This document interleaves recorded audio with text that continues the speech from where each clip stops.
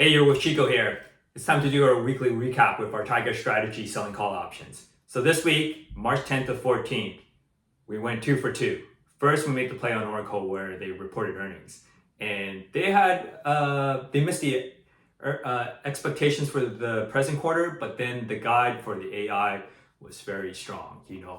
People, hyperscalers wanted to build out a lot of data centers, and their bookings just tremendously surged. And so that's very good for AI moving forward. There's no holding back right now on AI spending. So the whole ecosystem for AI is really strong. So keep that in mind, at least for the time being.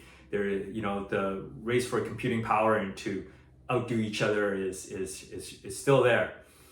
And then we close that position out. We cashed in on the premium that we for the contract that we sold, which is the goal of these videos.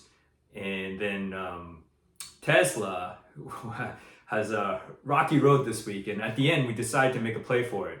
And I was going to open the strike price at 245, but at the end I looked at things and gave second thoughts to it, and went with 250. And it's a good thing I did, because that allowed us to also cash in on the call option contract that we sold and collected on the premium on that, because I think it finished around 248.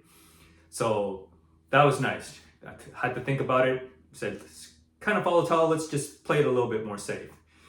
And then for the week, what we had was we had the CPI numbers, which came in cooler than what the street was expecting. So that was really nice, because that otherwise, I don't know, maybe it would have been the stocks would have taken a harder hit.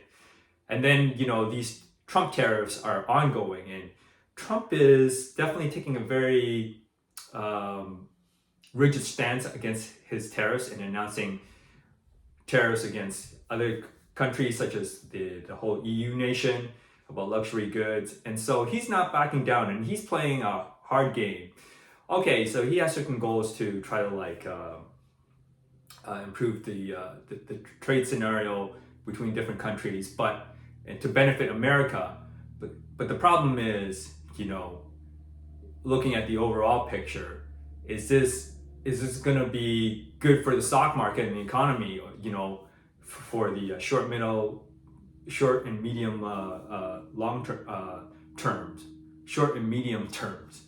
And so there's definitely a lot of uncertainty about that, and the stock market is reflecting that. And so the other thing is, I want to mention, since he's taken office, there's caused all these uncertainty about his talks, and things are maybe starting to catch up. There might be these cracks in the economy, which I guess they've always kind of lingered around. But now under Trump's administration and his leadership, are they going to grow significantly? So we have to worry about that. So in this video series, I'm selling call options, and for the simplicity of the videos, I do cover calls. But of course, it's really up to you and the situation about whether to cover call or a naked call. And I say that because now maybe if the economy is not going to be trending up until there's more clarity about the tariffs, it might be wise to execute more naked calls, assuming you can do that with your brokerage and you have that level of trading. So yes, and of course the goal of these videos is to focus on being successful at selling the contract itself, and being have a high frequency of being able to convert it into a win, basically keeping the stock out of the money and pocketing the premium. So that's the goal of these videos. So keep that in mind. Okay, so with that said, this upcoming week we have to continue to play with caution. And what we do have on deck is Thursday. Thursday we have Micron reporting, and I'm assuming they're going to come out with a pretty good picture.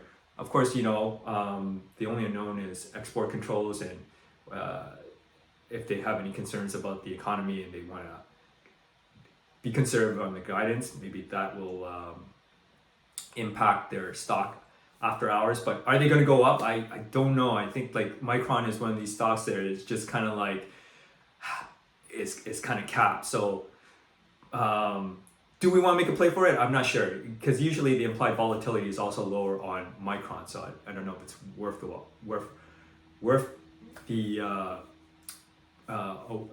risk to rewards ratio here.